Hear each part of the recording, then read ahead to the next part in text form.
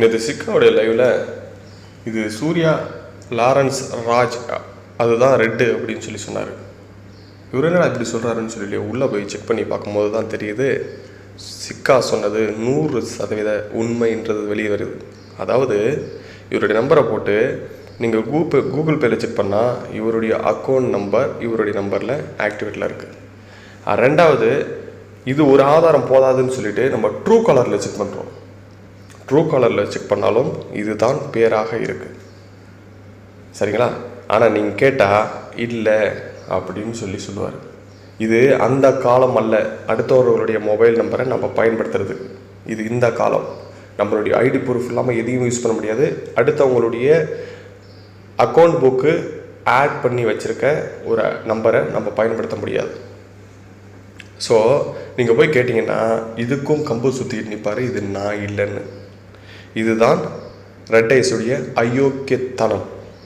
அப்போ நான் யார் என்பதை வெளிப்படுத்துறதுக்கே தயங்கக்கூடிய ஒரு மனிதன் எப்படி உண்மையாக மக்களுக்காக செயல்பட முடியுன்றதை மக்கள் சிந்திக்கணும்.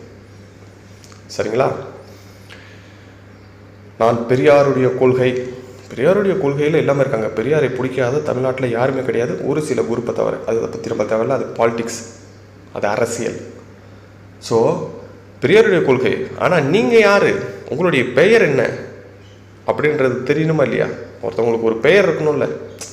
பிறப்பால் ஒருவர் ஒரு மதத்தை சார்ந்து தான் இருப்பார், அதுக்கப்புறம் தான் ஒரு மதம் சாராத பெரியாருடைய கொள்கையில் போகிறவங்க இருப்பாங்க. ஸோ அப்படி இருக்கும்போது தன்னையே வெளிப்படுத்தி கொள்ள அஞ்சக்கூடிய ஒரு மனிதன் எப்படி உண்மையாக பேச முடியும்?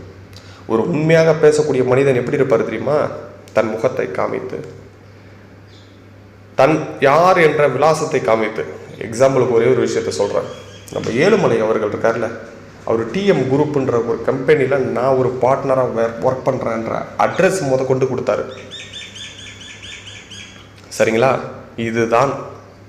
இதுதான் மக்களுக்காக சேவை செய்ய வரக்கூடியவர்களோட ஒரு ஆரோக்கியமான போக்கு. ஆனால் நீங்கள் என்ன செய்றீங்க? பணம் சம்பாதிக்க வந்ததுனால நம்ம யாருன்னு வெளியே காமிச்சிக்க முடியல. அப்படி காமிச்சிக்கிட்டா பிரச்சனை ஆகிடுமோ, நாளைக்கு பிரச்சனை நம்மளுக்கு வந்துடும். நாளைக்கு நம்மளை தேடி மக்கள் கேள்வி கேட்க ஆரம்பிச்சிருவாங்க. நம்ம பையன் சூரிய ஜோதிக்கு பொண்ணு அலைன்மெண்ட் இருக்குது, அதனால் பரிசம் நின்று போயிடும், கல்யாணம் பண்ண முடியாது அப்படின்ற ஒரு எண்ணம். உங்கள் புகைப்படம் வேணும் அவங்களுக்கு, அதை கூடிய சீக்கிரத்தில் அப்லோட் பண்ணுறோம்.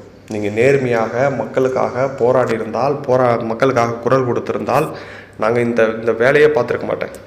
நீங்கள் யாருன்ற தகவல் தேவைப்பட்டிருக்காது. ஏன்னா மக்களுக்காக குரல் கொடுக்குறாரு, அநீதிக்கு எதிராக போராடுறாரு.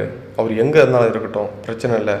இவரெலாம் இந்த மாதிரி ஆள்லாம் மக்களுக்கு தேவையான ஒருவர் அப்படின்னு விட்டு போயிடலாம். ஆனால் நீங்கள் செய்கிறது என்ன? சிக்கா சூர்யாவை பற்றி பேசி பேசி பேசி பேசி பணம் வேட்டை.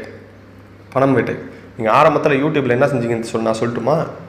யூடியூப்பில் ஜிபி மூத்தை வச்சு ட்ரோல் பண்ணி ஜிபி மூத்தை வச்சு செஞ்சுட்டானோ அப்படின்னு ஒரு வீடியோ போட்டிருக்கீங்க. காற்று கருப்புக்கு ஆதரவாக ஒரு வீடியோ போட்டிருக்கீங்க ட்ரோல் பண்ணி.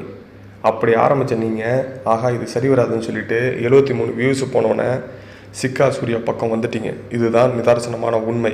இவர்களை பற்றி பேசினால்தான் மக்கள் மத்தியில் நமக்கு வியூஸ் கிடைக்கும், அதை வச்சு மானிட்டேஷன் அப்ளை பண்ணலாம், பணம் பறிக்கலான்ற ஒரு எண்ணத்தை முன் வைத்து வந்த மிகப்பெரிய அயோக்கியர் என்பதை நான் தெளிவாக சொல்லுவேன். சரிங்களா? ஸோ இந்த மாதிரியான அயோக்கியத்தனம் ஒருபோதும் வெற்றி பெறாது. உங்களை தாழ்த்தி வீழ்த்தும். அதுதான் உண்மையான ஒரு விஷயம். இந்த மாதிரியான கேடுகட்ட செயல் தேவையா? இந்த மாதிரியான பணம் திங்க வேண்டிய அவசியமா? உங்களுக்கு ஞாபகம் இருக்கா? நீங்கள் ஒரு விஷயம் சொன்னீங்களே, இந்த மாதிரி பிழைக்கிறதுக்கு அந்த மாதிரி செய்யுங்கன்னு சொல்லி. அதை நான் உங்களுக்கு இந்த நேரத்தில் சொல்கிறேன். சரியா? அந்த பொழப்பை நீங்கள் செய்யுங்க. நீங்கள் என்ன சொன்னீங்கல்ல, அந்த பொழப்பை நீங்கள் செய்யுங்க.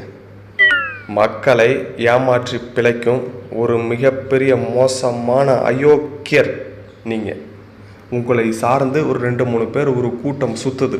அந்த கூட்டமும் ஒரு நாள் இல்லை ஒரு நாள் மாட்டும் நான் சொன்னல, அதுதான் இது.